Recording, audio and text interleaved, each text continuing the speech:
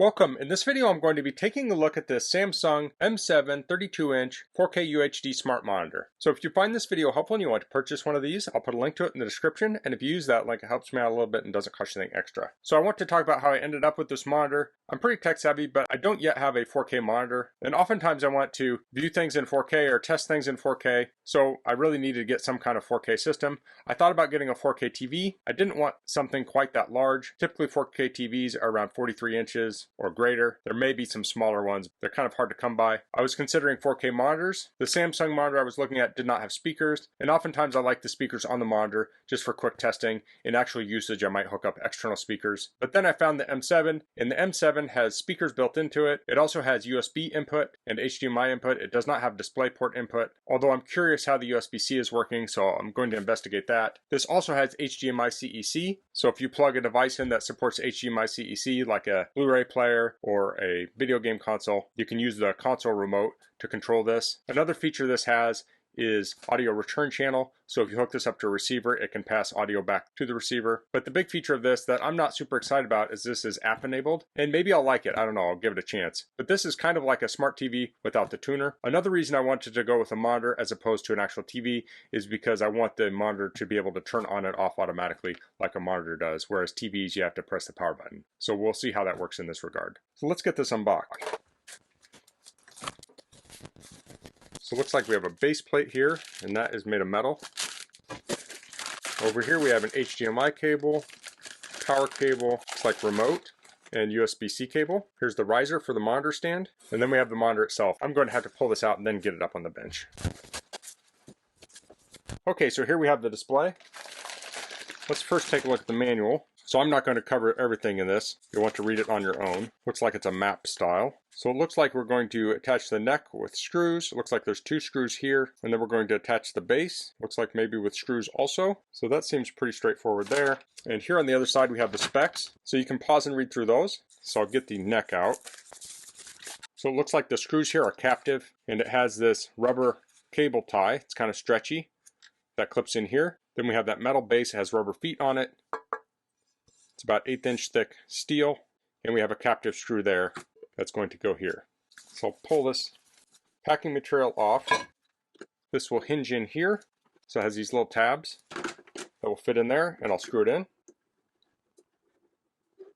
Okay, now this is not going to fit on while it's laying flat here, so I'll screw that on in a minute. But let's take a look at the back a little closer. So here we have the power input, and this is a standard power port like you'd find on a computer. We have a mount here. It's a 100mm mount. Above that we have a vent. Over here we have our ports. So we have HDMI 1, that has the audio return channel. We have HDMI 2, and we have USB-C. And the USB-C can supply 65 watts of PD power. And then we have 3 USB ports. This one here says service. So if you plug in a MacBook or Chromebook or something here, you could plug your accessories in here and it can act as a hub. We also have a Kensington lock. Down here on both sides we have speakers. And then under here, I should have shown this earlier, we have the controls for the TV if you're not using the remote. So I'm going to get this base on and then we'll set it up. Okay, so here we have the monitor, and it does have plastic around the edge here. Let's get the power hooked up. So there's right angles on both sides of the power cord, and here's the remote. Oh, it looks like this recharges with USB Type-C. It does have a pull tab to activate it. And then we have that USB-C cable and HDMI cable. The power cable is around 5 foot long. Okay, so I've got it plugged in. Let's try turning it on with the remote.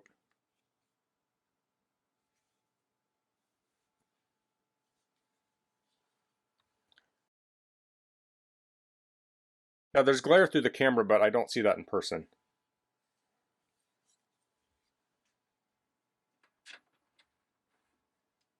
So as this is starting up, it's drawing about 38 watts. We'll go through the config here. 2 simple options. How would you like to get started? Choose one.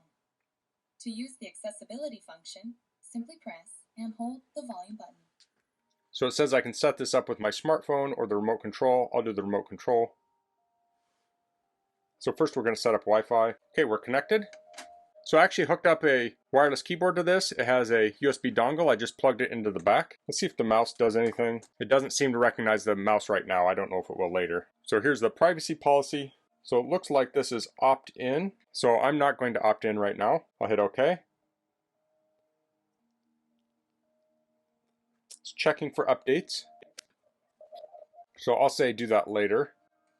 So it says sign into your account to enjoy a range of services. I can create an account or use an existing account. I'm going to skip this from now.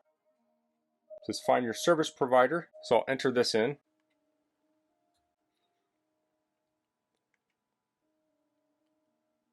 We can set up a voice assistant.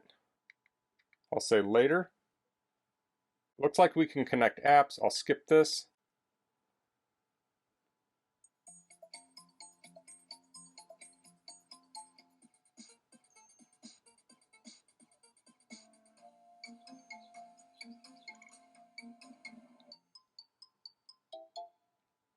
Okay, and we have the main screen up. Let's see what it takes to connect this up to a computer. I'm going to connect this to my computer using HDMI cable. Okay, off to the side here, my computer screen went black. Okay, so now the monitor is detecting it. It says press down the button on your Samsung remote if your device is a PC. I'm using a Mac, but I think that will work.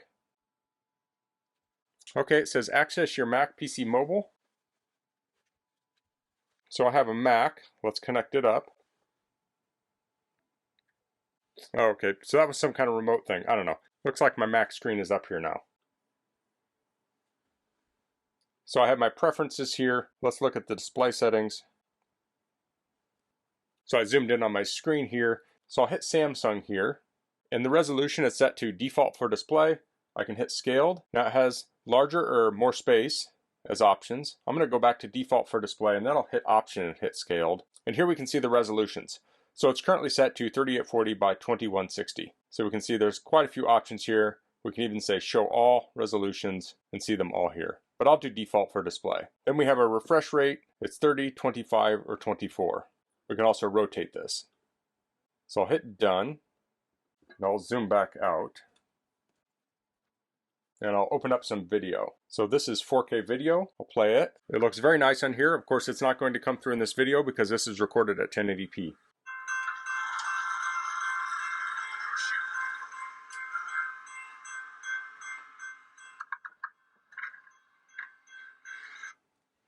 Now the audio is still coming through my laptop. So I'm going to go up to my sound menu.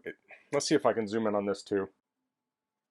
I'll go up to the sound menu here and I'm going to say, it has two options here actually. It says Samsung and 32-inch smart monitor. Don't know why that is. I'll try the 32-inch smart monitor.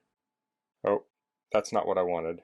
So that was trying to do AirPlay and I got kicked out. So let's see how to fix this. Okay, looks like we have the PC back. So let's try that again and I'm going to choose Samsung.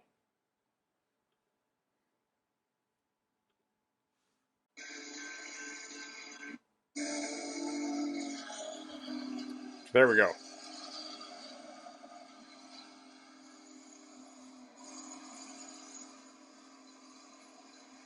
Now this is a early 2015 MacBook Pro, so this is an older MacBook. So I think that's the limitation of the MacBook. I'm going to try this out with some other devices and see if this will do 60 Hz. But otherwise it is working as a monitor. So I'm going to get acquainted with this a bit and we'll take a look at some of its other features.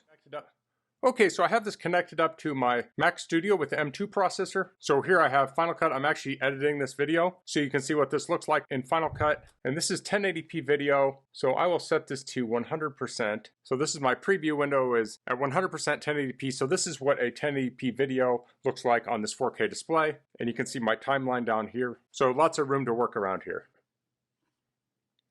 Now I'm currently connected with HDMI. You can also connect with USB Type-C. Now I have confirmed when I plug in the USB Type-C, it's sending the display as DisplayPort. So you could potentially use a bidirectional DisplayPort to USB Type-C cable to connect up to this. Unfortunately, I don't have one of those to test with. So that would be DisplayPort in your computer connected to USB-C on the monitor. So I'm going to open up the settings for the display so we can take a look at it. I'll zoom in here. So I have this set to more space, which makes the whole display at 4K.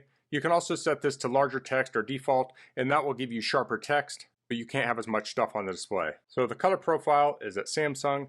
The refresh rate on this is 60 Hz. So this is a newer computer. It does support 60 Hz. Next we have HDR.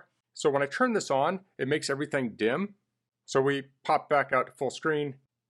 So I'll turn this off.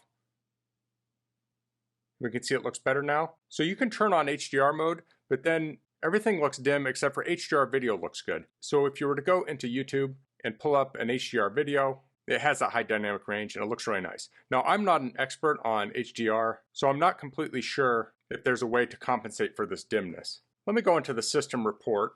I'll go into displays, and here we can see all the specs, the resolution we're connected at and such. So I am connected using HDMI. When I connect using USB, it does not work with HDR. So I don't know if that's a limitation of the monitor or the computer. I've tried other monitors with USB input and I've had a similar situation. So if you want HDR, you need to use HDMI. So I have to say, I've been using this for a while now. It's been working pretty good. The monitor itself has been great. One of the reasons I went with a computer monitor over a TV, as I mentioned, was so it would turn on and off automatically. I've had a couple of times where I actually had to hit the power button on the remote to turn the monitor on. It didn't turn on automatically when I hit the keyboard. Not sure exactly what happened there, but for the most part, it's working fairly well. So I haven't been using the smart features a lot outside of just a little bit of testing, but if we want to go to those, we can hit the home button on the remote. It takes us to this screen, and then on the left, we can go to media, and we can open up things like Netflix, Prime Video, Disney. And those have been working just like they would on a Fire TV Stick, Roku, or other smart TV. Let me open up Netflix.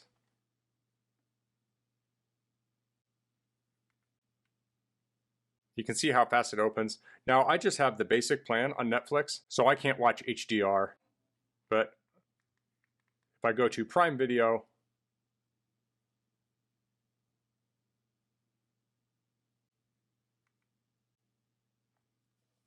I do have HDR on here. So let's go to this Wild Isles. It says UHD, so we know that's 4K.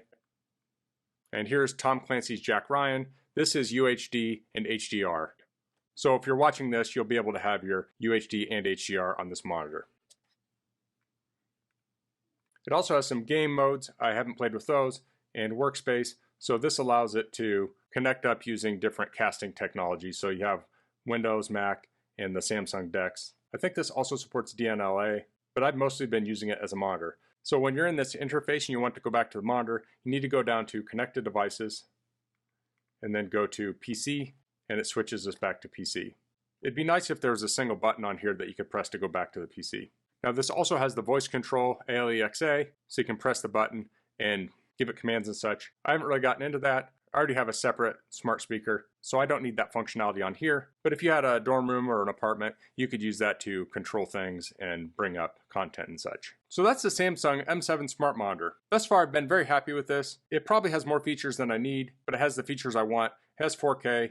I haven't found the HDR to be all that useful to me, but maybe it will be in the future. But I do like that it has speakers built in. I'm not currently using the speakers, but if I ever want to take this somewhere and I want some speakers, these have speakers built in. Also, someday I may repurpose this. I may not want to use it as a computer monitor anymore, and it's ready to be used for other purposes, since it can be used as a standalone device. Another nice thing about this is that it is 32 inches, so it's a pretty good size 4K monitor. So if you're looking for a very versatile 4K monitor, I think this is a great option, especially if you want something that can do dual use for work and entertainment. So that's all I'm going to cover in this video. If you have any questions, please leave them in the comments. If you like this video, please click like.